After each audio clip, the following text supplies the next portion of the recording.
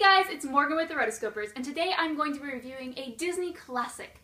Quite possibly one of the best Disney movies of all time, Mary Poppins! Alright, Mary Poppins. What is not to love about Mary Poppins? Julie Andrews, Dick Van Dyke together as Mary and Bert.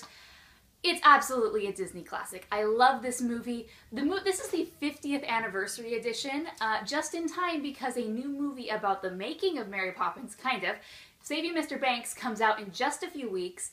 So, conveniently, Disney has put this out for us so we can, after you see I saw Saving Mr. Banks, and after you see that movie, you want to watch Mary Poppins. So this is a really good move for Disney. Personally, I think Disney would be fools if they didn't re-release Mary Poppins theatrically sometime in the next year, because that's basically an instant $100 million that they will make.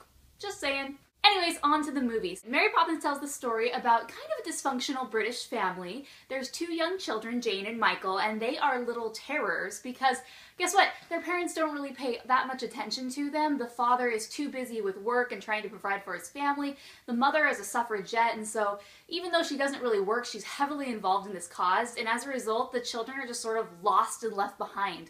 So one day they put an advertisement in the paper. The children put their own version and the dad just rips it up and throws it away. But it actually comes to Mary Poppins and she flies in literally on her umbrella and becomes the children's new nanny. Now, Mary Poppins is kind of magical. We're not quite sure if she's a witch or a fairy. I mean, there's a big debate about what actually she is.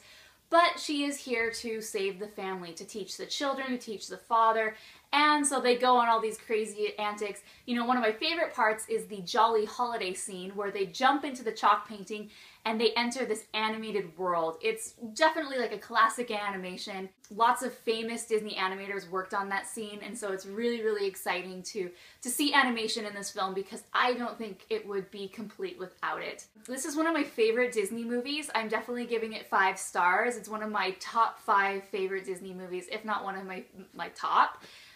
Don't make me choose because that's just, yeah, don't make me choose. Now regarding the Blu-ray HD transfer, I actually thought it was really good. They didn't over-process everything like they sometimes do with the animated films.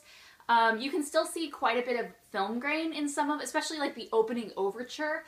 You can definitely see the film grain there. In more of the live action sequences with the people, it's just really crisp and nice, but not overly done. The animation sequences, that's, I definitely went and watched that carefully because that's where they tend to like clean up the lines and make it really bright and pretty. I didn't really see a problem with that. So I was looking up close at the penguins in the Jolly Holiday sequence, and you can definitely see some flaws, from the original animator that weren't quite cleaned up, like some lines that kind of jump a little bit, and that's perfect. I love that. So I'm glad that they were true to the original print of this film because that was Walt Disney's vision, and I'm glad that they didn't change it without his permission. So in the bonus feature department, it's actually kind of disappointing. Now, of course, you have the traditional classic bonus features, which includes an audio commentary, an incredible making of featurette, which I watched with my husband, and it was fantastic. So they have all those original bonus features from, other DVD releases, but there are really only 2 new ones that they did. The first one, which was basically a promo for the new movie Saving Mr. Banks, it featured a conversation between Jason Schwartzman and Richard Sherman, and Jason actually played Richard in the new movie Saving Mr. Banks, so they were kind of talking about like, oh, what was it like when Jason went to Richard's house and got to learn and prepare for this role, and it was cool, and I liked it because we got to hear Richard's point of view, because he was involved in making the original movie and writing the songs. But, they had to do it because Saving Mr. Banks is coming out and they have to promote that. Now, the next one is called Mary-oki. You know where this is going. They've done it in Little Mermaid. They've done it in quite a few of their new Blu-ray releases. If your movie has songs, then Disney is going to transfer those songs into a karaoke type thing. It's just a really stylized karaoke. It's really fun to look at. And so they had those for each of the songs, or a few of the songs.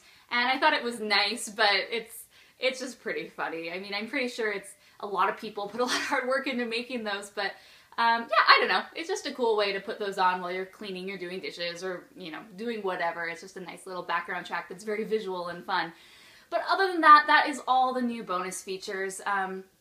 For a 50th anniversary, I'd say it's a little bit disappointing. I think considering since so many of the actors and people involved with the original movie are still alive, it was kind of a missed opportunity not to bring them in for a special 50th anniversary, you know, montage or Q&A panel, whatever. That would have been really exciting, but who knows, maybe these people are just so over talking about Mary Poppins that they're not interested anymore. Yeah, I don't know how, no.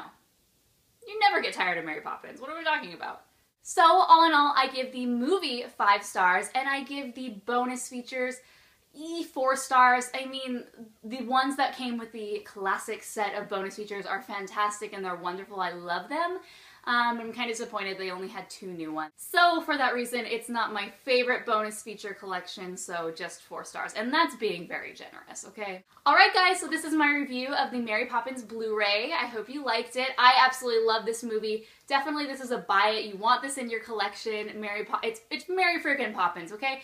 One thing is I don't really understand this new logo that they're putting on this. My husband said the same thing. He's like, is that the Mary Poppins logo? And I'm like, no, it's not. Like, I don't know what they're trying to do to make it look like it's like in lights or something. Maybe that's a nod to the Broadway production, but whatever. That's again another little critique. They're trying to refresh it, I guess. But I love Mary Poppins. You definitely should buy it. And of course, subscribe to the Rotoscopers for new Blu-ray and movie reviews. We're always bringing new stuff, and I hope you like it. If you have this Blu-ray, let me know in the comments below what you thought about it. Did you think the HD restoration was good? Too much? Too little? Let me know in the comments below.